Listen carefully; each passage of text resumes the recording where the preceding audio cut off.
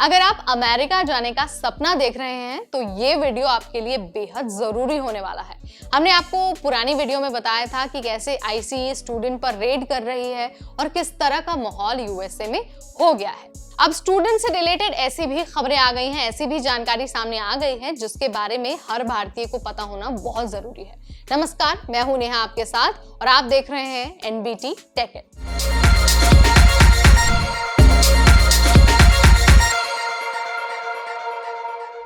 हर दिन अमेरिका में इमिग्रेशन कानून और भी ज्यादा कड़े हो रहे हैं और अब आईसीई यानी कि इमिग्रेशन एंड कस्टम्स इन्फोर्समेंट ने रेड्स को तेज कर दिया है और इन रेड्स का सबसे ज्यादा असर पड़ रहा है इंडियन स्टूडेंट्स पर, यानी कि जो F1 वीजा लेकर वहां पढ़ रहे हैं, और H1B वीजा होल्डर्स पर। अब तक कई सारे इंडियन स्टूडेंट्स जो ग्रोसरी स्टोर्स हैं, जो इंडियन रेस्टोरेंट्स हैं या फिर जो छोटी मोटी दुकानें हैं, उनमें पार्ट टाइम जॉब करके अपना गुजारा कर रहे थे।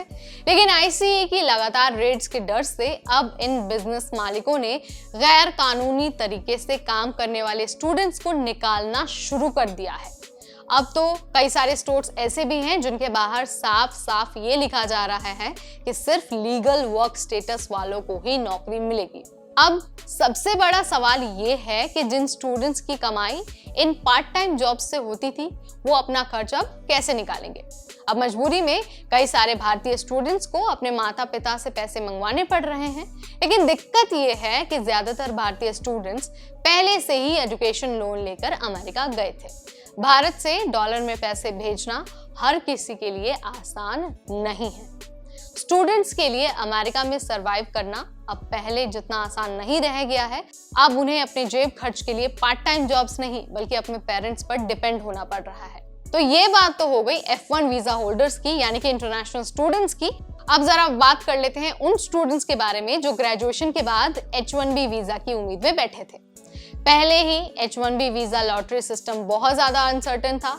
अब कंपनियां भी सिर्फ उन्हीं लोगों को हायर कर रही है जिनके पास 100% क्लियर वर्क स्टेटस है, यानी कि कंपनियां भी अपनी पॉलिसी को लेकर काफी ज्यादा स्ट्रिक्ट हो गई हैं और वो किसी भी तरह के ऐसे स्टूडेंट को हायर नहीं करना चाहती जिसका वीजा स्टेटस लीगल नहीं है।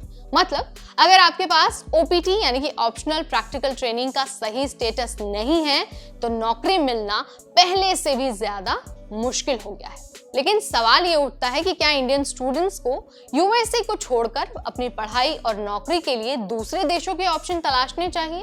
क्या अब अमेरिका में सेटल होना पहले जितना आसान नहीं है? क्या अमेरिकन ड्रीम अब सिर्फ एक सपना ही बन के रह जाएगा? अब ये देखना होगा कि आने वाले समय में नियम और कितने सख्त होते हैं। अगर आप भी अमेरिका जाने की सोच रहे हैं तो आपको अपनी प्लानिंग और भी ज्यादा स्ट्रॉन्ग करनी होगी। आपको क्या लगता है कि जो यूएसए में इमिग्रेशन के रूल्स इतने स्ट्रिक्ट हो रहे हैं, क्या वो ठीक है? जो भी आप सोचते हैं कमेंट के जरिए मुझे जरूर बताइए। इस वीडियो में फिलहाल इतना ही। अगली बार फिर आएंगे नई जानकारी के साथ। तब तक मुझे यानी नेहा को दीजिए इजाजत। Keep watching NBT tech it.